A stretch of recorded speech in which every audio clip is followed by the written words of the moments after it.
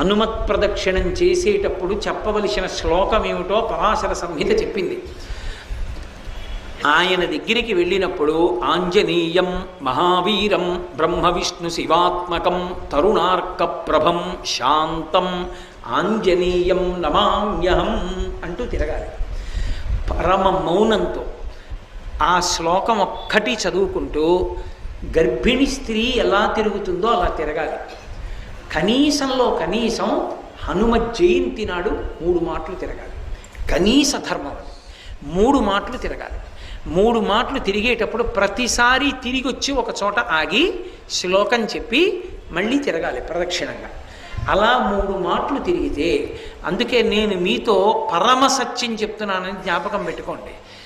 ఎంత ఉద్వేగభరితమైన పరిస్థితుల్లో, ఎంత కష్టంలో ఉండనివ్వండి, హనుమత్ ప్రదక్షిణాలు చేస్తే మనస్సుకి శాంతి కలుగుతుంది.